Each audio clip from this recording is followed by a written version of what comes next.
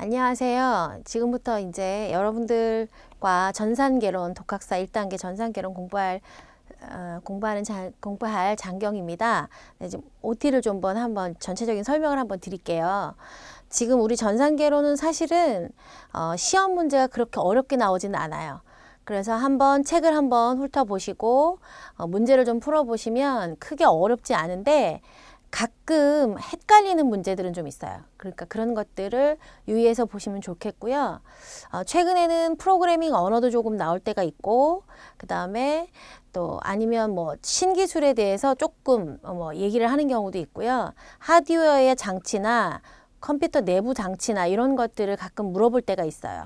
그래서 지금 현재 그 평가 영역으로 나온 부분이 총 11개 영역이 있어요. 우리 전산개론은 컴퓨터, 정보와 사회와 컴퓨터와 통신 산업의 발전, 그다음에 처리 장치하고 데이터 처리, 입출력, 컴퓨터 입출력, 그다음에 보조기억 장치, 데이터 저장, 소프트웨어, 프로그래밍, 그다음에 시스템 분석 및 설계, 파일과 데이터베이스, 데이터 통신, 그다음에 마지막 영역이 뭐냐면 개인용 컴퓨터 조립하고 소프트웨어 설치, 운영하는 거를 말하고 있어요. 근데 실제로 11장은 지금까지 제가 본 바로는 시험에 거의 나온 적이 없고, 제가 볼 때 11장의 영역에 해당되는 부분으로 뭐 하드웨어에 대해서 조금 물어본다든가 이런 것들이 가끔 나오더라고요. 그래서 여러분들은 이 부분에 대해서 참고를 하시면 되겠고, 가장 시험 문제에 지금 집중적으로 나오고 있는 부분이 어디냐면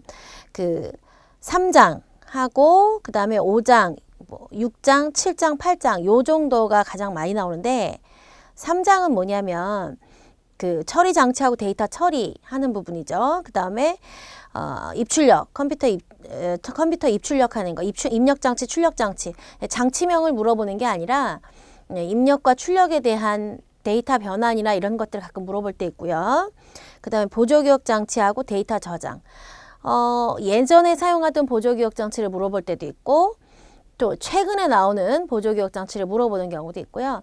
전산개론이라는 말도 사실은 옛날 말이에요. 요즘에는 컴퓨터 개론이라고 많이 하지만 전산개론이라는 말로 하고 있다는 거는 기본을 충실하게 하겠다라는 얘기로 판단을 하면 좋을 것 같아요. 그래서 기본적인 내용으로 한번 보시면 됐고, 프로그래밍에서 가끔 실제로 C 언어나 자바 언어는 잘 나오지 않더라고요. 최근에 C 언어로 뭐 문제가 나오는 경우가 좀 있었는데, 그냥 그 로직을 어떻게 흘러가는지 가끔 보면 맞출 수는 있는데, 처음 프로그래밍 언어를 접한 사람은 절대 못 맞출 것 같아요. 그래서 만약에 프로그래밍 문제가 기출문제 있다 하면 기출문제 정도에서 여러분들한테 요건 요렇게 푸는 겁니다 라고 알려드릴게요. 그리고 시스템 분석 및 설계에서는 그 시스템을 만들 때 분석하고 설계하는 것, 저는 강의를 하는 교수이기도 하지만 실제로 업무를 하는 회사에서는 또 아키텍트로 일을 하고 있어요.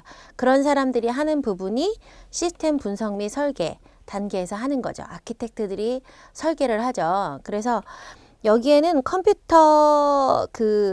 컴퓨터를 사용하는 작업자들에 대한 분류도 나오고, 실제로 시스템 분석에 대한 얘기가 나오는데, 제 생각에는 여기도 요즘에는 문제가 많이 나와야 할 것 같지만 아직까지 그렇게 많이 나오지는 않았어요. 그래서 주로 파일과 데이터베이스에서는 조금 나와요.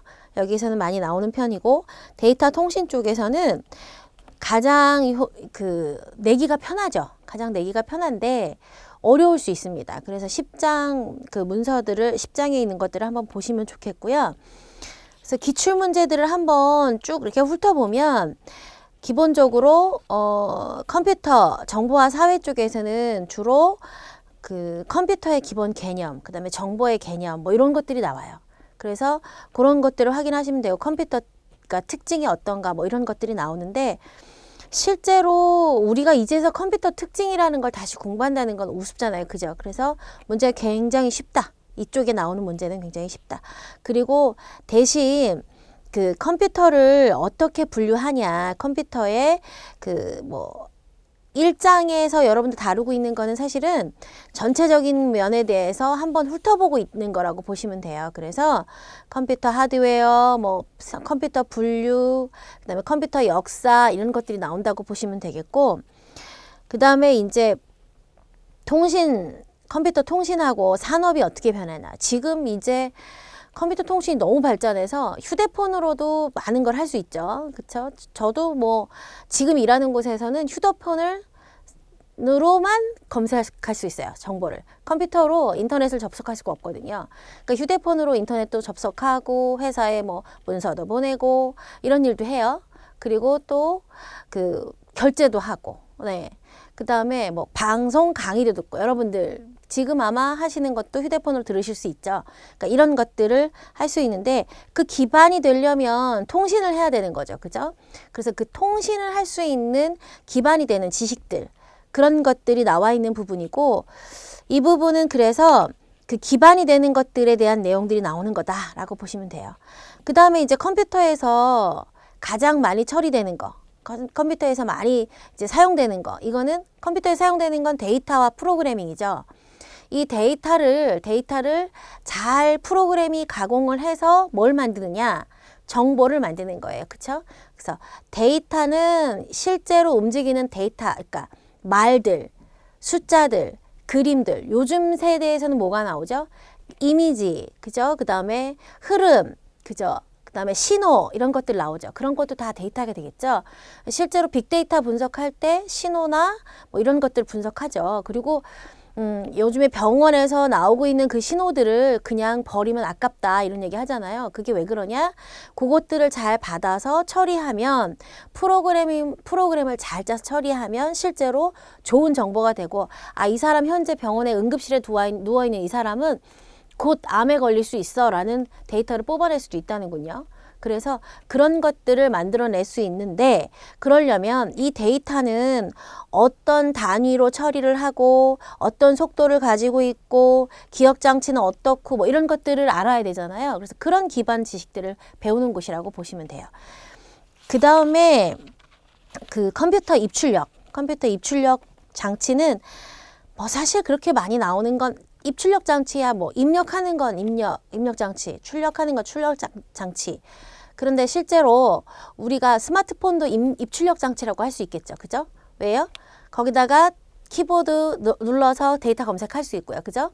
그 다음에 거기서 음악도 들을 수 있고 데이터 들을 수도 있잖아요. 그러니까 입력 장치와 출력 장치를 구별하지는 않아요. 다만 데이터가 들어가면 입력 장치, 나오면 출력 장치, 그런 것들을 물어본다고 보시면 되고, 과거에는 입력 장치 이거 무슨 장치든 입력 장치가 아닌 것은, 출력 장치가 아닌 것은 뭐 이렇게 물어보는 경우가 있었어요. 근데 최근에는 그런 문제는 제가 본 적이 없습니다. 예, 보조기억 장치가 요즘에 굉장히 많이 발달했죠. 보조기억 장치가 그 차에 블랙박스도 요즘에는 1TB로 되어 있는 블랙박스도 있어요. 그러니까 저는 뭐 한 지금 16GB 정도밖에 안 되는데 그게 1TB면 굉장히 크죠. 그쵸? 그렇게 데이터를 저장하는 장치. 그 다음에 그 저장 장치, 우리 휴대폰에 들어가 있는 것도 굉장히 작은 저장 장치, SD 카드 같은 거 있죠. 네, 그런 것들이 들어가는 공간, 챕터가 보조기억 장치와 데이터 저장하는 부분이고요. 이제 소프트웨어가 이제 실제로 우리나라에서 현재 프로젝트를 한다든가 또는 뭐 프로그램을 산다든가 게임을 한다든가 이런 것들이 실제로 만들어지는 게 그 소프트웨어에 의해서 만들어지는 거죠. 우리나라는 소프트웨어가 비교적 발전된 나라 중에 하나지만 최근에는 많이 그 뒤떨어지긴 했어요. 그래서 많이 발전된 나라 중에는 하나다. 물론 프로그램보다 아직까지도 하드웨어가 더 발전하고 있긴 해요. 그래서 프로그램을 잘 발전시켜야 나라가 이제 발전된다 이런 얘기를 하거든요. 그래서 그런 프로그램과 소프트웨어가 어떻게 다른지, 데이터랑 프로그램은 뭐가 다른 건지, 또 소프트웨어는 어떤 소프트웨어 종류가 있는 건지, 우리나라 소프트웨어 진흥법이라는 게 있는데 그건 뭔지, 뭐 이런 것들이 있어요.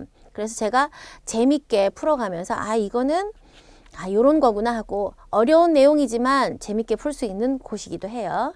그리고 프로그래밍이라는 건 소프트웨어는 프로그래밍 된 어떤 그 데이터와 프로그램이 합쳐진 거라면 프로그래밍은 데이터를 순서적으로 처리하기 위해서 만들어 놓은 프로그램을 하는 작업, 만드는 작업, 이거를 프로그래밍이라고 하거든요. 그래서 프로그래밍에 대해서 가끔 이제 어려운 문제가 나오는 거예요. 언어 문제가 나오고, 그런데 아주 쉬운 걸로 제가 if문이나 for문에 대한 간단한 거 한번 돌리는 건 수업 중에 책에는 없지만 한번 설명을 드리도록 하겠습니다.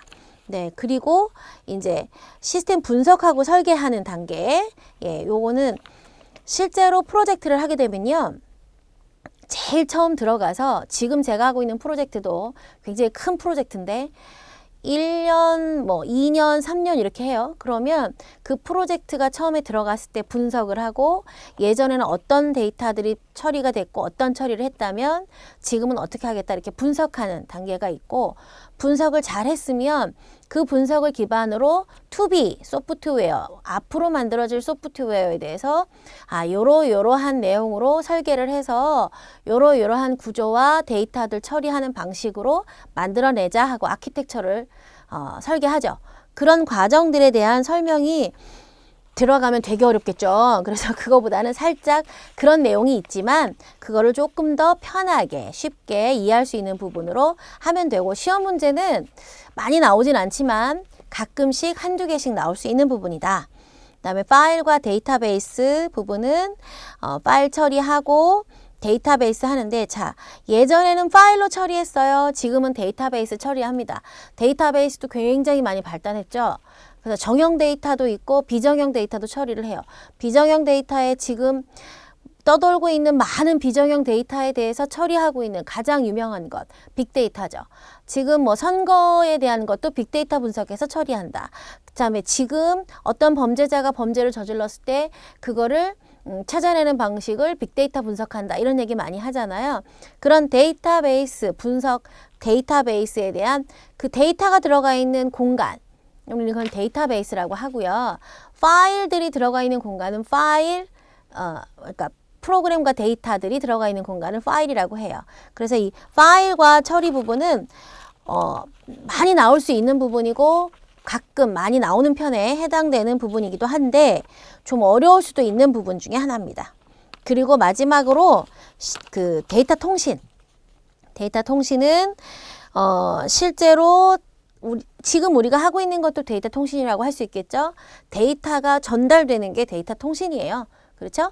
데이터가 한 A 통신 쪽에서 수신 쪽으로 받아지고 다시 돌아오는 건 쌍방향 통신이고, 제가 이렇게 계속 한 방향으로 얘기를 하는 건 단방향 통신이겠죠. 그래서 이런 통신의 방향성을 가지고 물어보는 것도 있고요. 그다음에 통신의 개념 자체를 물어보는 것도 있고, 그다음에 통신 장치에 대한 일반적인 상식을 물어보기도 해요. 그리고 마지막에 있는 11장은 조립하는 부분인데 그 부분은 우리 수업에서 아마 실제로 컴퓨터를 이 시간에 조립해 볼 수는 없잖아요. 그죠? 네, 그래서 그거는 할 수가 없을 것 같습니다. 그래서 여러분들은 요 수업을 들으시고 한번 전체적으로 쫙 들어보시고 문제를 풀어보시면 제 생각에는 우수한 성적에 합격을 하실 수 있을 거라고 생각합니다. 그래서 가장 핵심적으로 얘기하는 부분들, 그런 부분들만 한 번 더 체크하시면 될 것 같고요. 앞으로 강의 잘 들으셔서 성공적인 합격을 기원하겠습니다. 감사합니다.